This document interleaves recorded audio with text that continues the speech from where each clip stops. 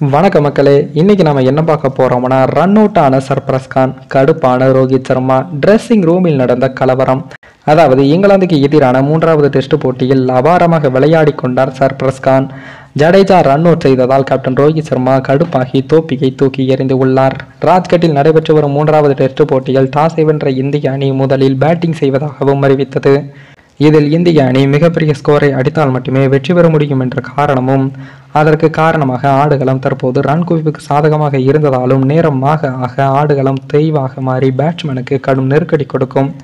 இதனால் முதலில் இந்தியா 400 ரன்கள் அடிக்க வேண்டிய கட்டாயத்திலும் இருந்தது.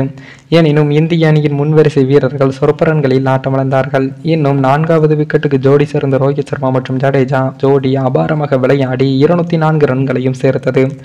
ரோஹித் சர்மா 131 ரன்களில் வெளியேற ஜடேஜாவுடன் ஜோடி சேர்ந்த அறிமுக வீரர் சர்பராஸ் கான் அபாரமாக பார்ட்னர்ஷிப் அமைத்து ரன்களை சேர்த்து வந்தார்கள்.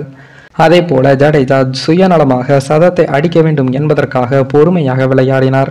ஆனால் சர்பராஸ் கான் கிடைத்த வாய்ப்பை எல்லாம் சிறப்பாக பயன்படுத்தி பவுண்டரிகளை விளாசி தள்ளினார்.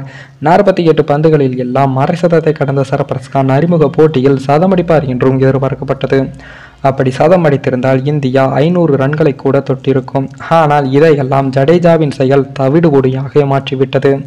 ஜடேஜா 99 ரன்கள் இருந்தபோது சதம் அடிப்பதற்காக ஒரு ரன்னை எடுக்க திணறினார். அப்போது 100வது ரன் எடுக்க ஜடேஜா பாதி தூரம் ஓடி வந்து விட்டார். ஜடேஜா ஓடியதை நம்பி சர்பராஸ் கானும் பந்து எங்கு செல்கிறது என்று கூட பார்க்காமல் பாதி தூரம் ஓடி வந்து விட்டார். ஆனால் பந்து ஃபீல்டரின் கையில் சென்றதை உணர்ந்த ஜடேஜா அப்படியே நின்று விட்டார். இதனால் சர்பராஸ் கான் பாதியிலேயே சிக்கிக்கொண்டு மீண்டும் கிரீஸுக்கு செல்வதற்கு முன்பாக ரன் அவுட் ஆனார்.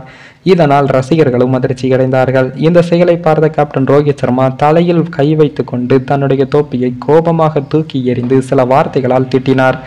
இதன் பிறகு சர்பராஸ் கான் மைதானத்திலிருந்து பெவிலியன் வந்தபோது இனி எதிரில் இருக்கும் பேட்ஸ்மேனை நம்பாமல் பந்து ஃபீல்டரின் கையில் செல்கிறதா என்பதை பார்த்து கொண்டு ஓடுங்கள் என்றும் அறிவுரை கூறியுள்ளார். மேலும் இந்த வீடியோ ஏதோ ஒரு விதத்தில் உங்களுக்கு பிடித்திருக்கும் என்று நினைக்கிறேன். நம்ம சேனலுக்கு புதிதாக வீடியோ பார்க்கிறீர்கள் என்றால் மறக்காமல் சப்ஸ்கிரைபர் செய்துவிட்டு பாருங்கள். இன்னொரு வீடியோவில் சந்திக்கும் வரை நான் உங்கள் தமிழ்.